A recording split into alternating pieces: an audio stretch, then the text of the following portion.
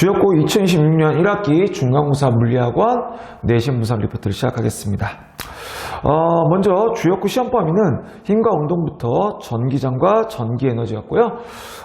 많은 문제가 수능 특강과 개념 완성에서 변형했지만 좀 난이도를 높여서 출제가 됐습니다.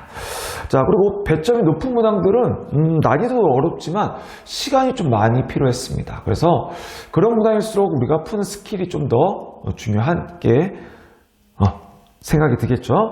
그리고 1등급 컷은 90점 초반대로 예상이 되고요. 특이사항은 역학 단원의 문제들은 여러 개의 단원이 연계돼서 출제가 됐습니다. 좀 난이도가 높게 나왔단 말이겠죠. 그 다음에 전기 단원의 문제는 그냥 다른 학교에 비해서 난이도가 좀 낮춰서 출제가 됐습니다.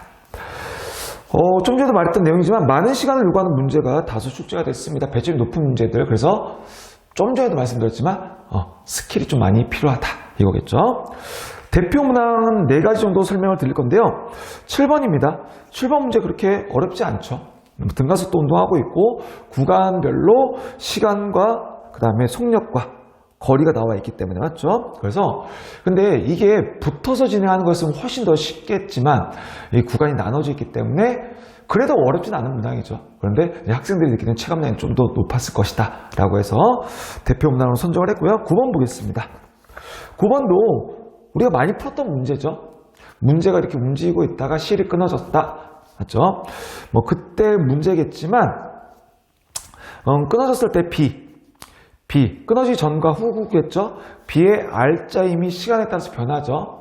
어떻게 보면 이게 큰 힌트겠지만 힘이 변한 것부터 학생들이 느끼는 체감량이 좀 더 높았을 것으로 예상이 돼서 이것도 대표 문항으로 선정했습니다. 많이 다뤘던 문제죠. 맞죠?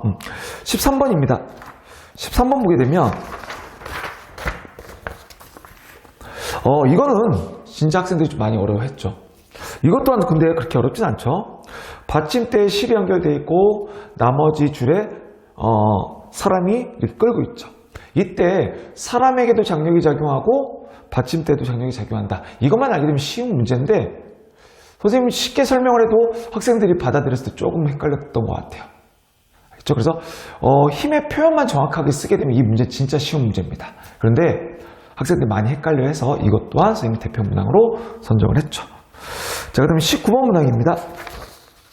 19번 문항은 중력 포텐셜 에너지와 탄성 포텐셜 에너지 관계만 물어보면 되게 쉬운 문제겠죠. 하지만 여기 바닥에서 F가 작용을 하죠. 근데 그 F도 시간에 따라서 달라지기 때문에 실질적으로 난이도는 좀 높았습니다. 학생들도 좀 어렵게 느꼈던 문제지만 이 F의 시간에 따른 F를 그래프 나에서 주어졌기 때문에 솔직히 FT 그래프죠, 여러분. 그래서 면적은 뭐다? 충격량이다. 이것만 여러분들 캐치하게 되면 이 문제 여러분이 생각한 난이도가 훨씬 더 낮아질 겁니다. 아시겠죠? 그래서 이 19번 문항은 좀 오답률이 좀 높았을 것으로 생각이 됩니다. 네, 지금까지 주역고 2026년 1학기 중간고사 물리학원 내신 분석 리포트였습니다.